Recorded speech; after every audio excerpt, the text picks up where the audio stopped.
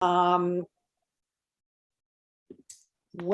everyone. We are having a really special schmooze tonight, in part because we have two schmoozers. And one is Rachel Adelstein, who everybody knows at Becky. Do you want me to give your background, Rachel, or would that embarrass you, your bona fides? Well, I'm sure most people know them by this point, but just in case. She's just super cool and brilliant. And she got a PhD in ethnomusicology at University of Chicago. And she was then the Donnelly, or is it Donnelly Research Fellow at Corpus Christi College at the University of Cambridge. We know her well because she has a particular interest in contemporary Jewish liturgical music and has been generous enough to share her knowledge with those of us who have studied with her at Becky. And our other guest tonight, and welcome to you, Matt Austerklein, is a 2011 graduate of the JTS and has spent over a decade as congregational clergy in conservative synagogues. He is currently a PhD candidate in Jewish studies at Halle-Wittenberg University in Germany, though writing his dissertation and residing with his family in Akron, Ohio. His doctoral research concerns the musical professionalization of Ashkenazi cantors in the early modern period. Chazan Austerklein is a frequent volunteer with the Cantors Assembly and currently serves as the director of its newly launched Cantorial and Synagogue Music Archive. His third book, The Cantors Assembly's 75th Anniversary Journal, is the subject of tonight's discussion. We're going to ask everybody who's not speaking to mute so that we don't get any background noise. And without further ado, I'm going to ask you two to take over. All right, thank you, Shoshana. Thank you. The first thing I'd love to do is thank Matt for doing this. Matt and I first met in 2018 at a conference about liturgical music. It was a combination of conference and Shabbaton. It was a wonderful, wild, freewheeling event that was sponsored by, hi Eric, that was sponsored by the Mordecai Kaplan Center for Jewish Peoplehood. And it involved scholars, and it involved lovers of Jewish liturgical music, and it involved practitioners, and it involved a Shabbaton and musical sessions and several concerts, as I recall, and of course several panel discussions and academic sessions as well. And it was so big that the only way I could refer to it was as the Jewish Music Shindig, the Great Jewish Music Shindig in Chicago. And at the Great Jewish Music Shindig, I met a lot of wonderful people who were also involved in Jewish liturgical music. And one of them was Matt. And about a little bit before Thanksgiving, just this past year, Matt got in touch with me. He asked to read my dissertation, and I'm very happy to have people read my dissertation. So I sent it to him, and he fixated on the 10 most boring pages of it, which were about the sociology of professionalization. And from this, I learned that he was editing the 75th anniversary commemorative journal of the Cantors Assembly, which turned 75 this year. It's as old as my parents. And he asked me to contribute an essay for this volume, and we'll talk about that. But I wanted first to introduce the volume before we talked about it. When I say this is a journal, I'm kind of lying. This book weighs 3 kilograms, about 6.5 pounds. You can kind of see how big it is here. And there's a lovely embossed pattern on the cover. So this is the thing that we are talking about. It's going to be published officially in August, but I have an advanced copy. And so we're going to be talking a bit about that. I'm going to be interviewing Matt a little bit, and he will tell us many wonderful stories about it. So the first thing, Matt, that I would like to ask you, just to catch up everybody on this call, this journal is essentially a celebration of 75 years of the Cantors Assembly. And among many other things, it's a retrospective. So just so we're all on the same page here of these 500 pages, can you give us maybe a 5-minute potted history of the Cantors Assembly? Who are they and what are they about? Thank you, Rachel. And thank you everyone for joining Rachel and I tonight. It's an honor to be spiritually in New Haven with all of you, sharing about this new book. What is the Cantors Assembly and what are they about? First, let's let them speak for themselves. Here is their stated mission, quote, The Cantors Assembly promotes the profession of the cantorate, serving our members and their congregations by supporting our colleagues in their roles as vibrant, engaging, vital clergy and musical leaders. Beyond offering our members opportunities for mentorship, professional development, and personal growth, we also provide essential services such as placement, insurance, and retirement planning. Affiliated with the conservative Masorti movement, we serve congregations from across the denominational spectrum. We seek to ensure that our members are fully prepared to lead synagogues and the whole Jewish community through an ever-evolving musical and spiritual landscape. That's wonderful. That is a mission statement. So who are they really? Who are they really? So there's a lot to unpack in mission statements. People hire a very expensive consultants to make them. But I think this correctly identifies 4 things that the Cantors Assembly really essentially is. Number 1, it's a cantorial advocacy group. Ever since cantors came together as modern professional communities in Europe at the end of the 19th century, in America in the early 20th century, the Chazonim Verband and then CA and ACC and people like that, they've put advocacy for their profession front and center. Even the first cantorial periodical, Der Jüdische Cantor, which is published in Briesen in I think Prussia in 1879, it begins with a multi-issue lament on the lack of attention to the cantorate in the then flourishing Wissenschaftes Judentum movement. The reasons for this defensivism are advocacy orientation, even from the very beginning of cantors being professionalized. There are many reasons: the unsteady nature of cantorial employment, the dependence on rabbinic authority and the whims of boards or panasim, transgressive or irreligious persons within the ranks of the cantorate, a lack of established narrative around their profession's legitimacy, and new changes in people and culture. All of these created an almost immediately embattled cantorate, even during its boom and westernization in the 19th century. As Samuel Rosenbaum, this Cantors Assembly's second vice president, said, the golden age of Chazonis was only golden for a few. So the Cantors Assembly has come as an advocacy organization with additional urgency, which undergirded its formation in 1947, that being the gaping loss of cantors and cantorial traditions that were lost in the Shoah, and the uplift of the formation of the State of Israel. So the 10 founders came together on April 1st, 1947, with lofty goals: founding a professional organization, founding a school, now the H.L. Miller Cantorial School at JTS, and stabilizing the cantorial profession.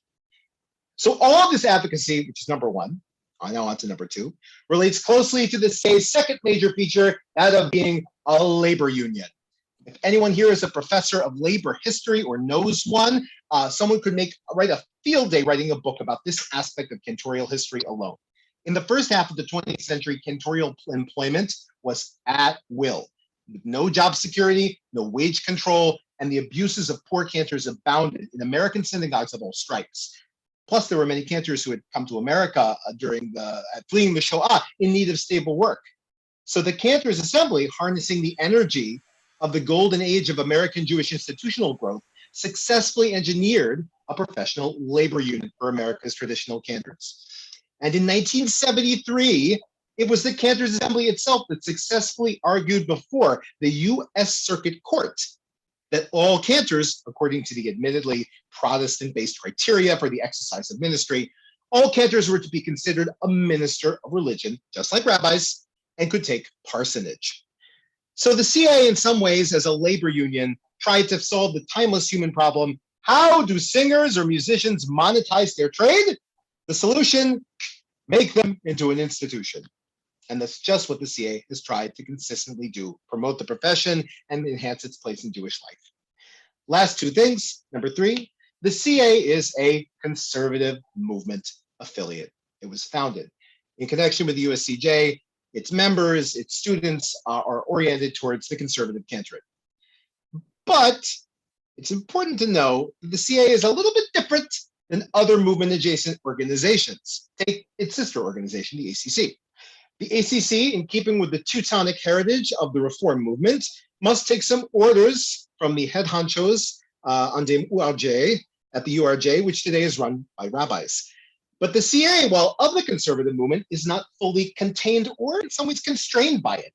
It includes cantors who serve in reform and reconstruction of synagogues, or cantors who have dual affiliation with the Reformed Cantors Union, the ACC, which would be probably way more problematic. I'll let Rabbi Wilbur correct me if I'm wrong, way more problematic in the Rabbinical Assembly, but somehow the CA seems to make this big tent work, and can because of the decentralized nature of the conservative movement.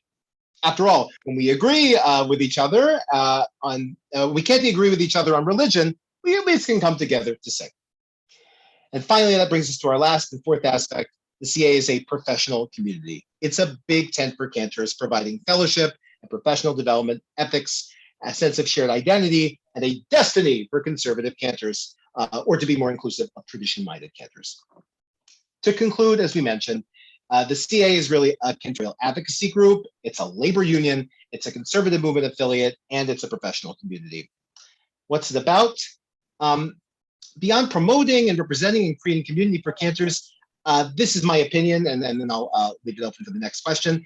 The CA is about the same things that most contemporary cantors are about: synagogue life, prayer, music, and Jewish leadership. I'll only add, and this is not in the book, it's my thought about it, that the cantorate in general, CA included, takes an active interest in what I would call canonical music cultures. What do I mean? That is, music cultures that come from received and or established, even one might say privileged, traditions, old or new.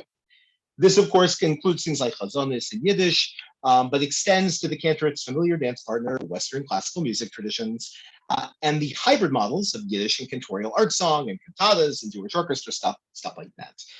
But cantors are also open to other adjacent canonical genres, whether of Jewish ethnicities, Sephardic, Yemenite, Israel, or American, particularly opera and Broadway and jazz, and growingly rock and roll. I live near Cleveland. Rock and roll has its own museum / Hall of Fame. So now it's an institution. It's the establishment, if you can believe that rock and roll is the establishment. Don't tell the Sex Pistols that. Individual cantors may experiment in all kinds of forms, but the main thing about what cantors are about is I think that they're always, in some ways, about and champion these sort of establishment traditions. Thank you. I love hearing all the different things that are packed into any organization that has lasted for 75 years and that talks about a group of people. I hesitate even to call it a profession. I think you've read that part of my dissertation, that is as unruly as the cantorate is. And I mean, and another thing that looks ruly, but is perhaps less ruly, is the tone, the volume that you've produced. One of the reasons that it weighs 6.5 pounds and is almost as big as my arm is that it's an omnibus. It's actually about 5 or 6 different books in one. This book has, and at some point, Matt might be good enough to show us some of these. We have letters from dignitaries. We have biographies of members of the Cantors Assembly. We have new music published, I believe published for the occasion. There's a whole scholarly and edited volume contained in this entitled Cantors in Context. That's where I came into the project. There are reflections on the Cantors Assembly. There's a whole section of yearbook photos, the cantors at camp, essentially. And it's so many different things in one, and yet as an anniversary celebration, it's trying to tell the Cantors Assembly, and by extension, I think the world of conservative Judaism, it's trying to tell a story about what the cantorate is, what the CA has become in the years between 1947 and the present. What is that story that you're trying to tell us? Just in a very short nutshell. So that's a great question. I'll only add, before I tell you about the story, I'll add one more thing this book is. It is all of these things, as you say. It is a book of music and like a memoir and a festschrift, but it's also a fundraiser. So while you will see 250 odd biographies of Cantors Assembly members, these are the folks who contributed money and thus got in the book. Plus, there are tributes from longtime partners and family members and synagogues. And, in fundraising, there's always this tension between equity and making money. So I cannot tell you that this is truly a CA directory, although there is one that's complete in the book. A better way of describing it might be a CA Facebook, in the classic pre-internet sense. Remember those old Facebooks, right? Which is the one that it was based on, I guess. And I also can't really talk about the book. I'll tell the story. This is the second paragraph of 3, without bringing its parent book, the 50th anniversary journal, which is almost as thick. It is just as beautiful.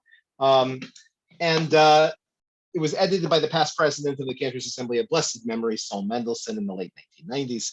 The whole reason is for this 75th one is that actually my friend from Bethesda, the Cantor Emeritus at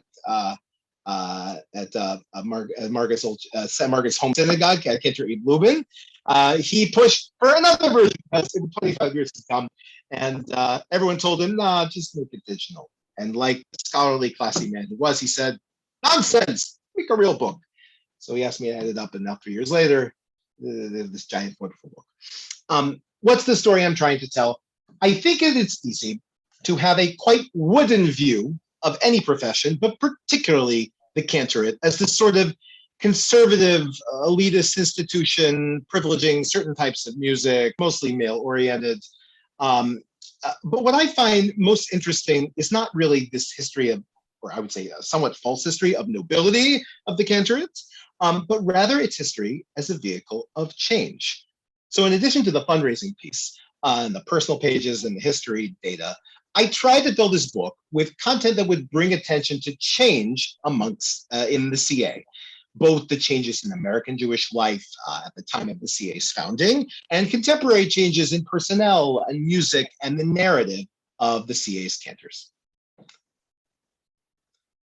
So if you'd like, is this a good time? Would you like me to give you a little, just a very quick look at this? All right. We used to do this, a very quick taste. This is just, I will do it. Let me just open up, make sure I have the right one. And then we will do just like we did in the Austerklein, the sharing of the screen. Just right, they shared the screen and then they said, Minche. All right, now, okay, I got it open. So let me share it with all of you. I had a question, how many Ashkenazim are there versus Sephardim? In the conservative movement is high, I would call it highly Ashkenormative, even though there is this beautiful openness, and there are, as there is in this book, champions of Sephardi traditions. Ramon Tassat, who is my bar mitzvah cantor, has an article about really challenging Ashkenormativity and exploring its implications. So this is the book. These are some wonderful people it's dedicated to. There are many, many dignitaries like Joe Biden, our president, the president of Israel, some other politicians from California, where our convention will be held in November, and then many, many familiar faces from the really many partner organizations of the CA. So beyond that, actually, let's see, we have some, presidents and pictures of a little administrative history, the staff, things like that. And then we have 4 big old sections of biographies. And there's, about 250 of these biographies. I will try to, I'm going to put the thumbnail up so it's easier to get through all of them. So here we go. I'm just going to, there's ones that are gold, there's ones that are silver, there's ones that are different colors. And there's just the gold and silver indicate how many funds were raised for that particular page? They do, but we don't say it. We don't say these are the people that gave a lot. They would just have different sections. And actually at the beginning of each section, just to show you, the beginning of each section has a beautiful tree logo or a piece of art, and then a quote that relates to the cantor's profession or calling. And so we try to, balance some degree of not these are the chashuvim, these are the important people, and these are the people who are less, because money doesn't think for value. But again, this was a fundraiser, and so it has that aspect. But there are hundreds and hundreds, there's hundreds of cantors in this, and their stories are beautiful. I mean, these are people who have done amazing hours of service for Jews all over America, Canada, the world. So it's really something very special in that regard. And then we have the music. Oh, this is the old preview. Okay, we have the music, which is a Shabbat service. All of these are from the last 25 years of Cantor Assembly publications. And so they run the gamut. Instead of just being a chazanis, they are Jewish a cappella, contemporary congregational melody, cantorial stuff with choir, contemporary, even chant style music. So it really just reflects the diversity of the contemporary CA of the last 25 years, which is a lot more, I would say, democratized in its aesthetic forms and even in its membership in many ways, which is great. Particularly, and women have been a major part of that as well. So moving forward from that, we have all the academic articles. They look lovely. They are long and fantastic, and I'll talk about them later. And then getting towards the end so that we can wrap up with all this, we have some reflections, histories of the Cantorate, specific items on like Cantor's response to crisis and technology and transformation, things that are more for sort of from the inside.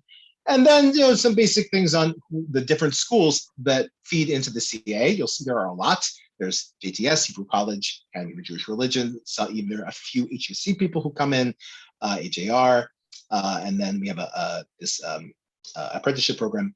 And then at the end, as I wrap up, you can see pictures of there's tributes and then some pictures of Cantors hanging out at the absolute end. So yes, this is the yearbook aspect. This is the yearbook. Yeah, that's the yearbook aspect. Yeah, my high school yearbook looked exactly like that. I hope that was helpful and not feel like you're going down the autobahn of literary previews.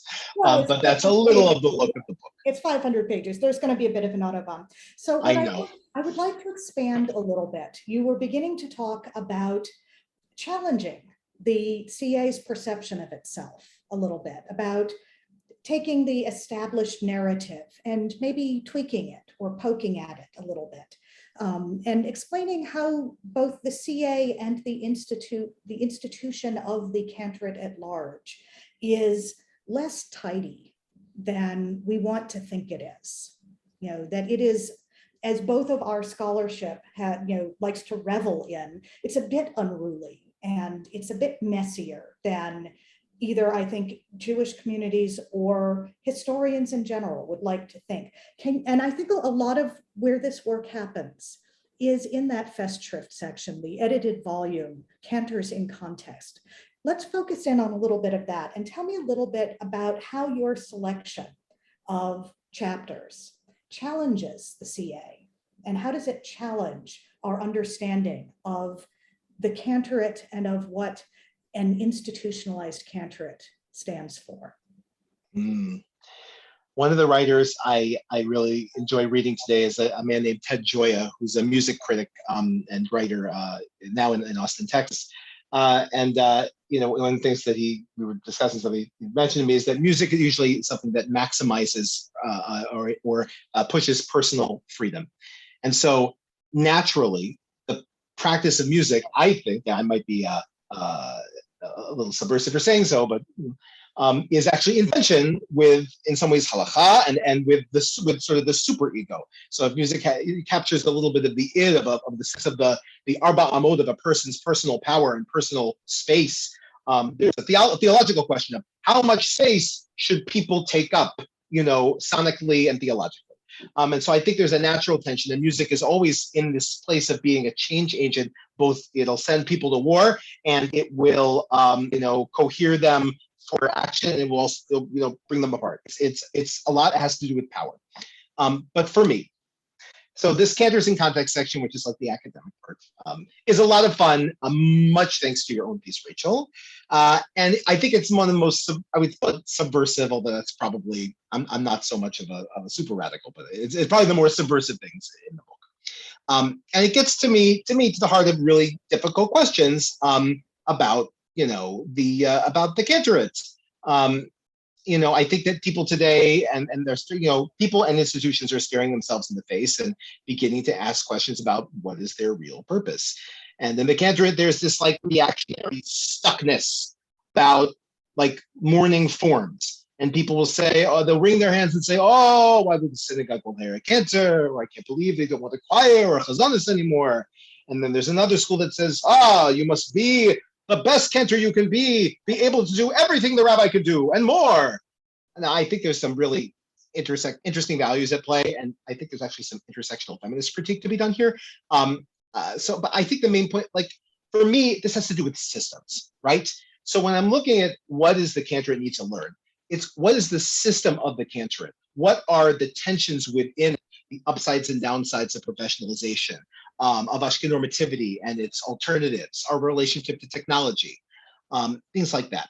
So in this Cantors in Context section, whether it's a cantor, a rabbi, or a layperson, I want people to know that the conservative cantorate that they know is actually a huge experiment. It is a synthesis of two different things. One is the golden age of chazonis, which is something that cantors love to say, wax rhetorical about. Oh, it was this great era.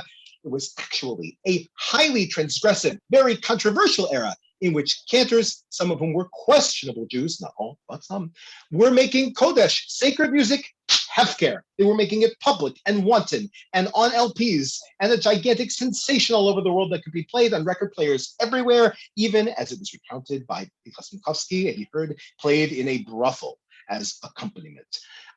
So, I want people to know, and this is in Jeremiah Lockwood's article, that the cantorate is actually part of a wild expressive culture that was domesticated into the suburban synagogue, into trying to create sort of a tame, to really rein in this music culture that was actually quite wild and messy. There's another article in there about the history of communal music in the conservative movement, going back to 1900, and this is Jeffrey Goldberg's work. And that's another major part of the synthesis that brought together the consensus of the founding of the Cantors Assembly. There's a lot more stuff. I really love that the way that there's some wonderful questions that Rachel, that Judah Cohen and Tamar Wolfson ask about women's place in the cantorate. Judah's article has to do with how the professionalization of the cantorate actually, kind of wedged out whatever actual narrative there was of feminine prayer leadership, which there was. It was thin, but it was actually present when there were separate spheres. It completely effaced it because now the big male cantor was the head of everything, and he was a professional, just like other big male professionals in 19th century European society. I want cantors to consider things like Rachel's focus, the Women Cantors Network, which is an open model of the cantorate, and see what benefits it has, and to really onboarding and bringing a bigger tent, and what that really means, and how it's actually authentically rooted in how cantors were originally appointed and elevated from within their own communities. And finally, I also wanted cantors, in reading this, and anyone, to re-engage in what are the qualifications for being a Shliach Tzibur, for service. And this comes from a contemporary teacher, Cantor Hindelavitz, and also Rabbi Abraham Joshua Heschel's classic Vocation of the Cantor, which is republished with a preface graciously made by his daughter, Susanna, Dr. Susanna Heschel. So, who is, we should add, in her own right, a major feminist scholar at Dartmouth.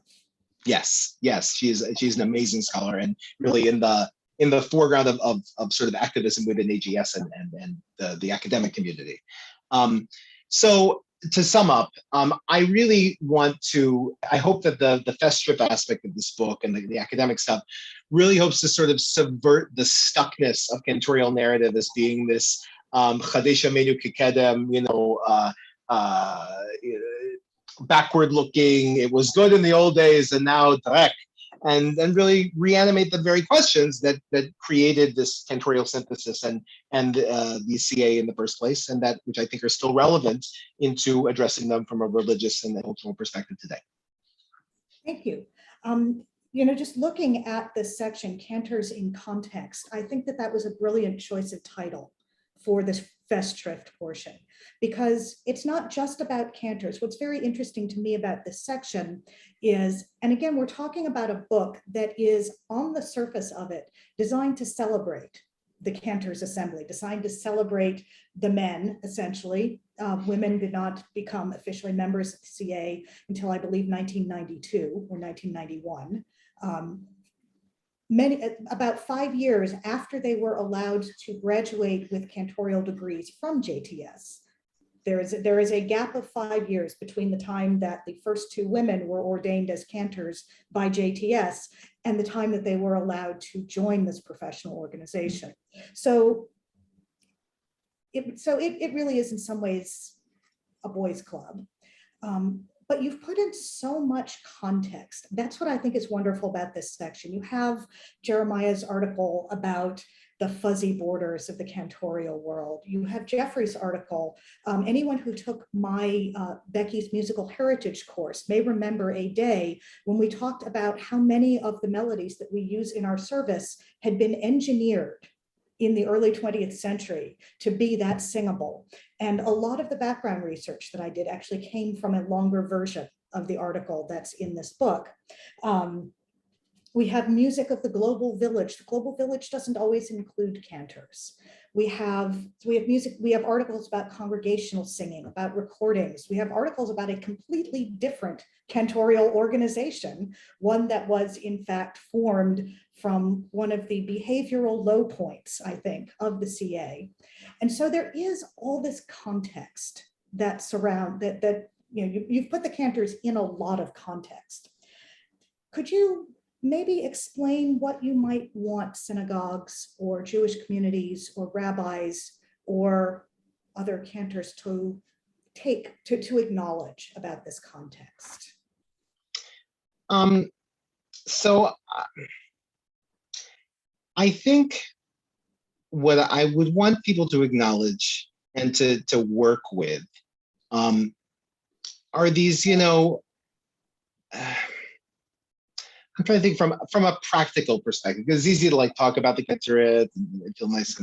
But I think it has to do with like how systems are formed. Like how can we learn? Like, it's not just that the Cantors love the music, or the Cantors like this type of music, rabbis like this type of music, or this.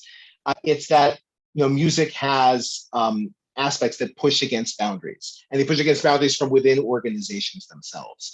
So I think, you know, a lot of this book has to do with like getting out of a stuck place to a place of change and trying to make a new coalition around that change. And that's what the CA was trying to do in the beginning. It was trying to advocate for good labor practices, right?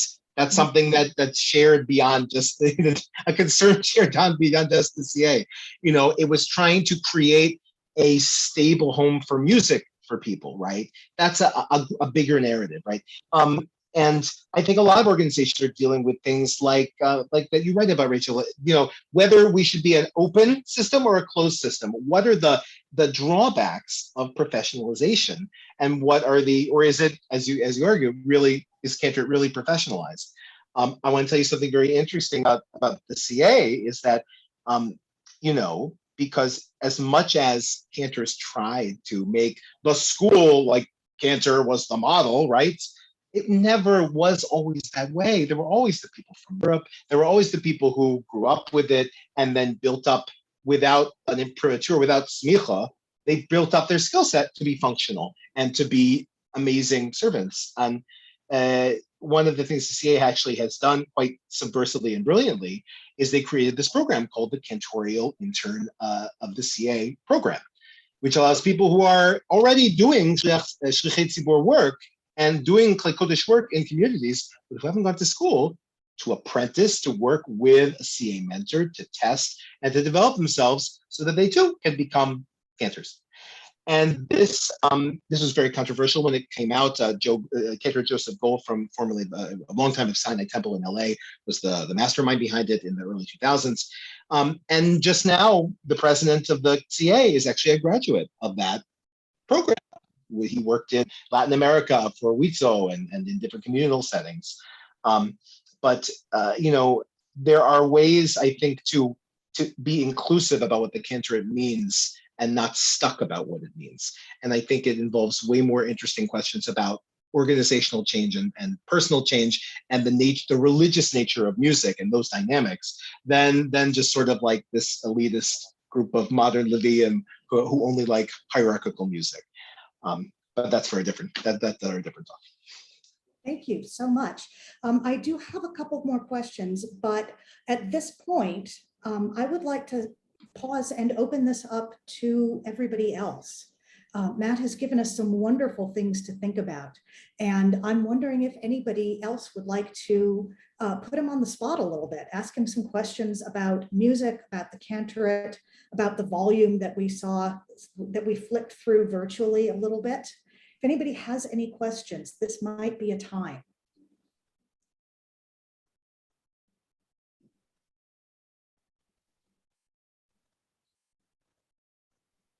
Eric, we have a question from you. Yeah, I mean, it's just so good to see you.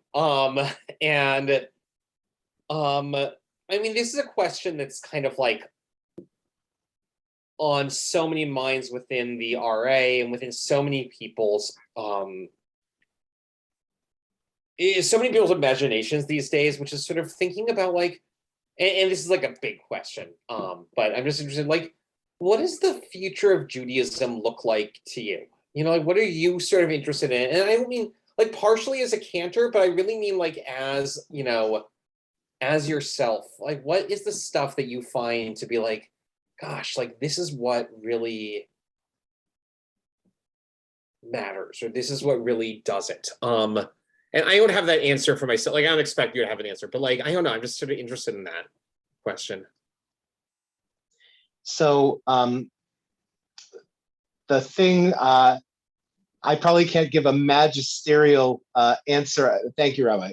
I can't give a magisterial answer about all the, you know, my new version of Kaplan. Well, you know what? Because everyone also has mitzvot that are close to them and that are just like more central to what's driving their life, and so that's, you know, in front of them in a different way. Let me talk about forms, because I think from the music part, because form, I think about this scientifically. Form follows function, right? That thing you learned as a scientist student in high school, and I think that that's true in Jewish communities and in Cantor as well. So, you know, the question is like, what should communities look like? What should communities look like? Should they be hierarchical? Should they be equitable? Should they be a hybrid? And that's a really big question, you know, in politics as well. Now, this is my cantorial soapbox, and we get on it. It's very short, I hope. So Aaron Bildovsky, this is my personal cantorial soapbox, not for other cantors, just me. There's a book that, you know, it's like a reading rainbow, you know. You don't have to take my word for it, but I'm not going to read the whole book right now. Book very close to me is Aaron Bildovsky's Moses is a Political Leader. What does this have to do with music? So Aaron Bildovsky talks about that in Torah, Moshe Rabbeinu does one important thing, which is he takes Bnei Israel, he takes the Jewish people away from unacceptable forms of government into acceptable ones. The unacceptable ones are tyranny and anarchy. And the acceptable ones are hierarchy and equity, right? And so what I actually think is going on in a lot of Jewish life is questioning of what do we want our community to look like? Because hierarchies have certain problems and equities have certain problems. In an equity, everyone is equal before God. You think musically, everyone is vocally equal before God. And so God forbid your voice should stand out and be heard above anyone else. Authority is conferred by charisma, the charismatic leader who prophetically must, you know, embody the best qualities of the group, but their leadership is unstable. If they violate if they're a fake, you know, they're canceled immediately. And this is sort of like we have this musics of equity are on the rise now, because questions of equity are on the rise. All the hierarchical, you know, stuff that we've received seems like it's gotten rotten, right? It's gotten stuck and deleted. So for me, one of the, and I don't think I'm really answering Eric's question very well in terms of like what should Jewish life look like? Because, but I'll. This is good. These are good answers. Okay, I'm glad they're good. Good. I think that Cantor is really what they've championed, without knowing it or not, is musics of hierarchy, right? Because in Cantors are often championing musics. They don't say it this way, but that are specialized, right? That involves specialization, in that someone up there can do something that I can't do, right? This is a nigun, this is a level of musical complexity that I can't do. And that's like all things in nature and human life. Once you get to a certain level of complexity, you have specialization, preparation, things like musical notation. So it's not an improvised, instant choir experience. But I think that this has to do with how much hierarchy do we want in our communities. And I think that fundamentally, when I think about what Judaism is, Judaism was a rejection of the ultimate cosmic hierarchy, which was Mitzrayim, right? Which was everything was in total harmony. This is in Christianity as well, right? Yoshke died on the cross so that the sin could be all taken care of, and now everything's in total harmony. And that was, that's the model is the Bira Doleket, right? But except that it's lit up.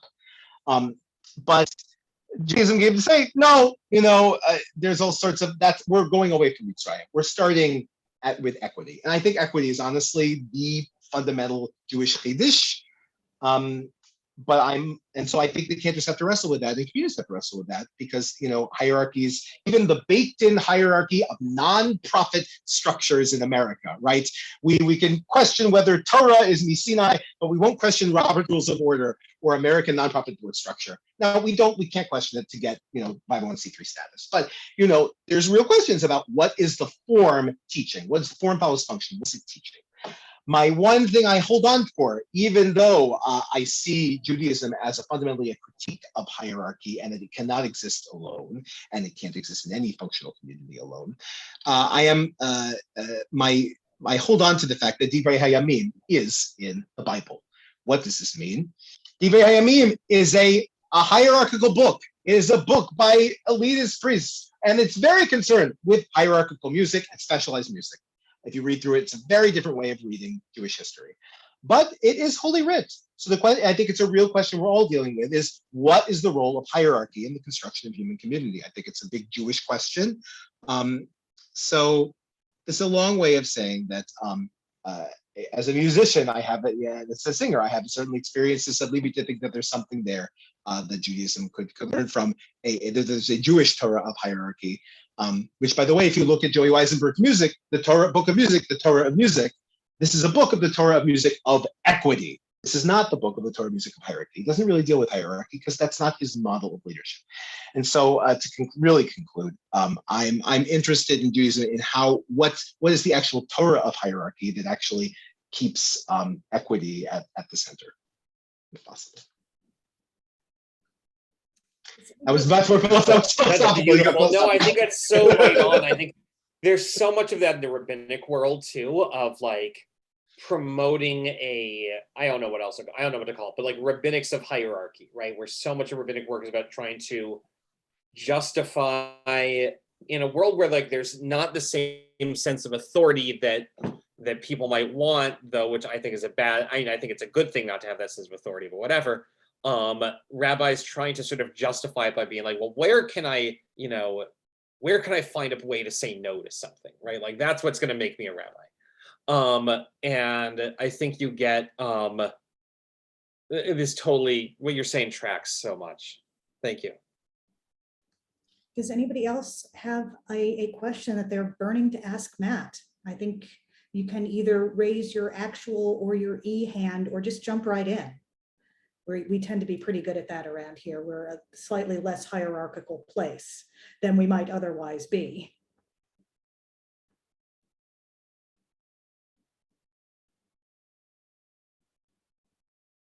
If no one else has a question, I actually do have a few more questions for Matt.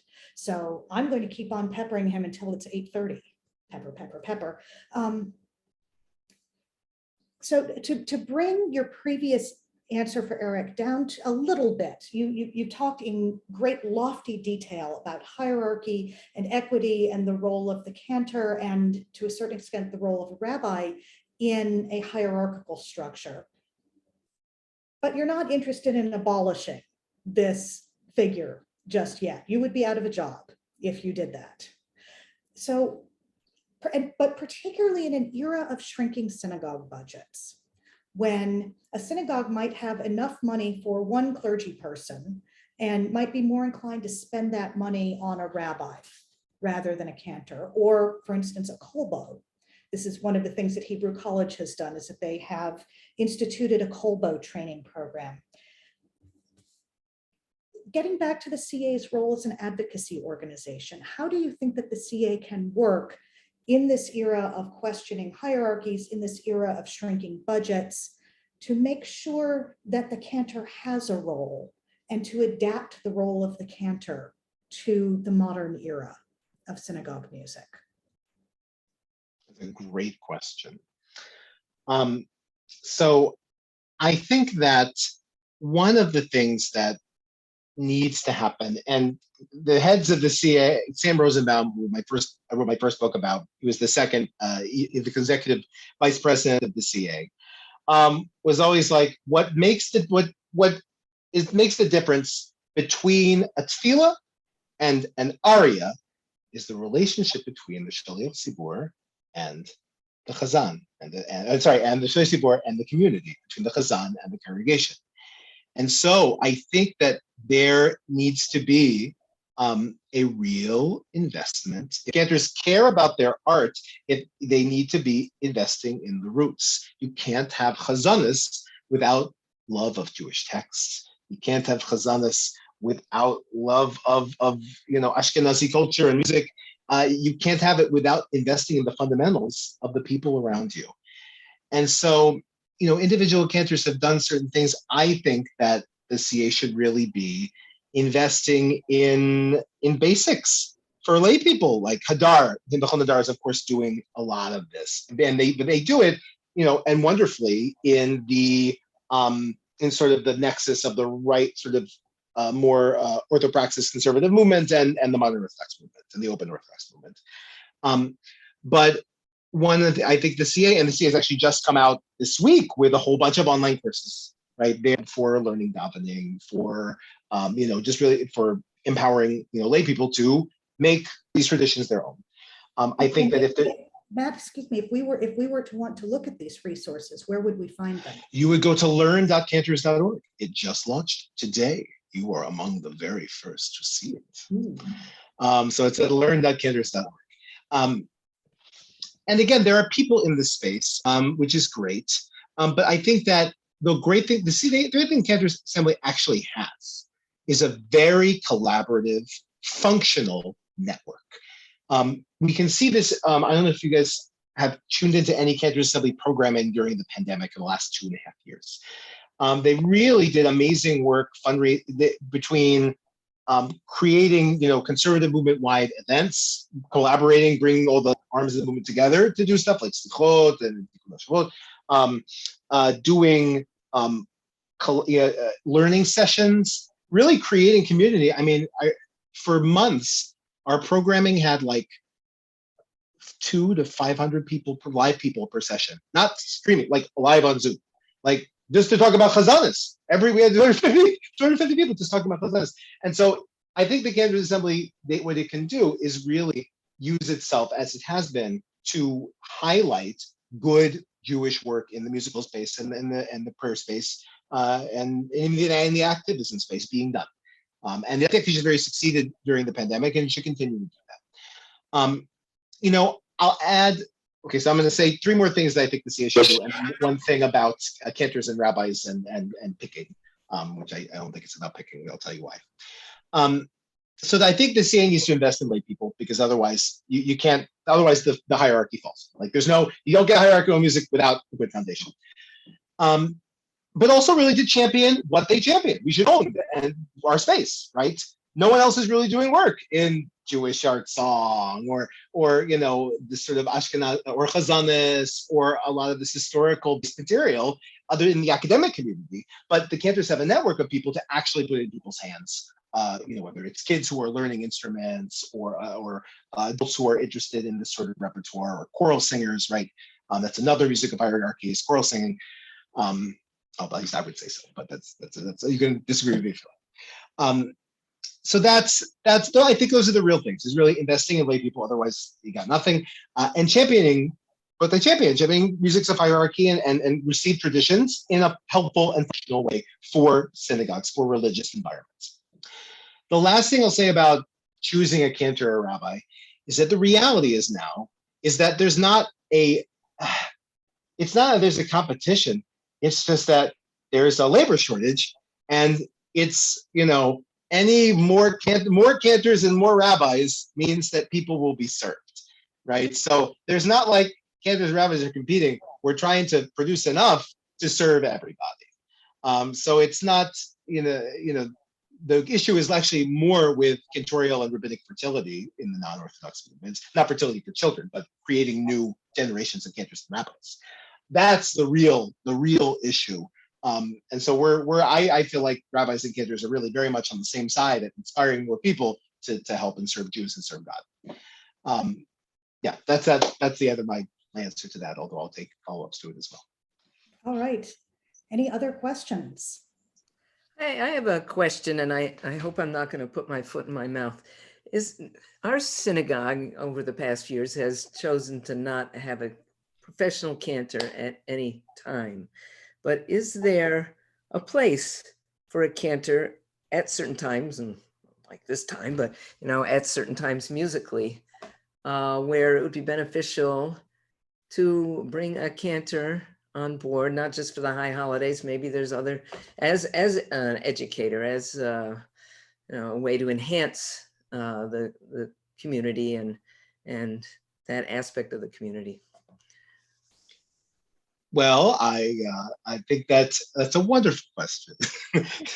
Says the half freelancing guy. Look, I think Cantor is as Cantor does, and Rabbi is as Rabbi does, and layperson is as layperson does.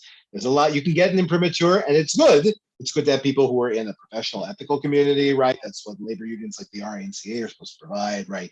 That is putting someone in a community of practice. My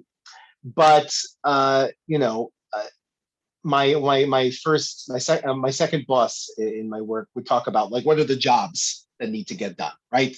And there are all sorts of jobs. Do these jobs come together in someone with X title or Y title? So I think that a community that is looking for a cantor specifically may be looking for one of a variety of things. A more serious investment in music, not communal music. I don't think cantors and rabbis can be on equal footing. Sometimes rabbis are in more have more strength in communal music because their culture is more naturally oral Torah, and music is Torah sheval peh rather than Torah shebichtav. Now that's changed a lot in the conservative movement. A lot of the newest cantors coming out of JTS are part of Ramah, are part of the similar music culture than the rabbinate. These used to be very distinct, sort of rabbinic and Levitical priestly music cultures. I would call them. So I think that having a cantor is really an investment in someone who has more depth in music, especially often the Western music tradition, more background if you're looking at background in Ashkenazi traditions, often that comes with a person, or the person is competent to deal with professional ensembles such as they occur. And so again, that depends on the needs of the community. But we have to remember that there's a book, Eric might be able to remind me, Rabbi Lou, not Jack Lew, who worked in the White House, another Rabbi Lou, who wrote about the psychology of the rabbinate. And he opens it up with the halachot, with the laws of the cantorate from the Middle Ages. And really, in a way, and I say this with great love, is that the modern rabbinate, being modeled after the Protestant minister, has usurped what I would call cantorial space. I mean, it basically went into the role of pastor and overseer of the community. Rabbis had that at the judicial level, and they eventually, as time went on, they became a little more involved in that sort of way. But the first clergy in the United States were Sephardic chazanim. The rabbis, not enough money to be made over here. They were chazanim, and so chazan comes from the Akkadian root for overseeing something, and so the original chazanim in the Talmudic period were people who were official representatives of the community. They, in some ways, like they even did corporal punishment. Like they were really officials. But it's a long way of saying that I think that right now the cantorate champions a certain matrix of cultural opportunities and of aesthetic range, depending on the type of cantor. But everyone is a different person, and so we need communities to thrive, and whoever they should have. I'm not probably not a great CA stumper saying that. But I think that, look, I'm glad there are lots of rabbis. I'm glad there are lots of candidates. There should be more of both. All right. Matt, I think that we are almost at 8:30.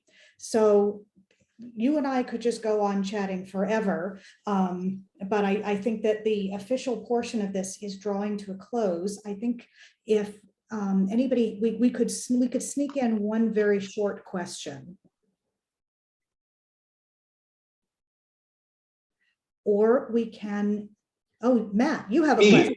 I have a question, but I want to say this book that Rachel is holding is in 80% of them are going to members of the Cantors Assembly. It's their 75th anniversary. Here, 600 people have it, plus the dozens and dozens of people who contributed to this book. I mean, I edited the book, but it has essays by 80, like, I don't know, 80 people, essays by like 80 different people. It's very diverse. If anyone here is interested in a copy, I do have a few available. I actually can't sell it to you for money, technically, because it was made as we did the fundraiser, but it was made to be given. But if you're interested in a copy, this is my email. I just put it in the chat.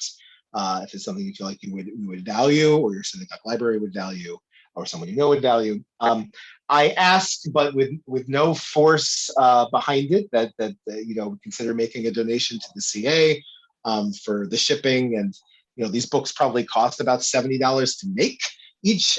But I'm looking just if you feel moved that you want a book, if you feel moved to make a donation, that would be wonderful. So if you're truly interested in having one of the maybe 100 copies that will not be given away to Cantors, you can. So just let me know.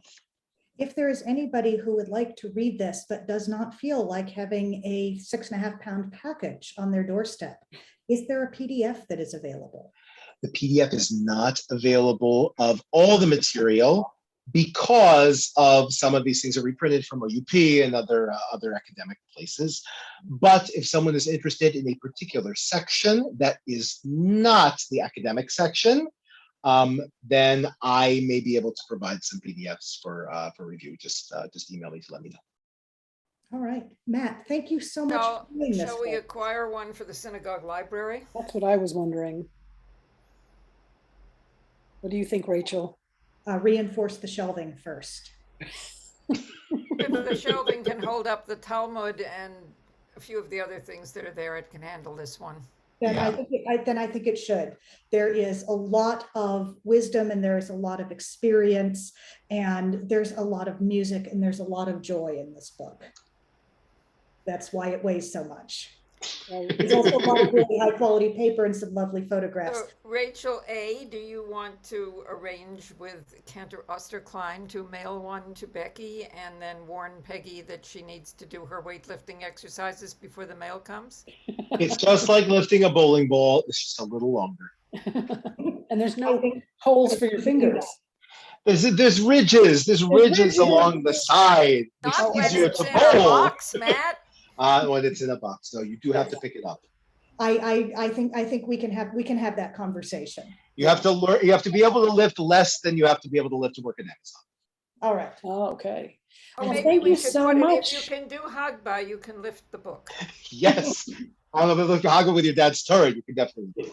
It's a very lightweight Torah. It's just very tall. Yes, that's true. It is very tall and very beautiful.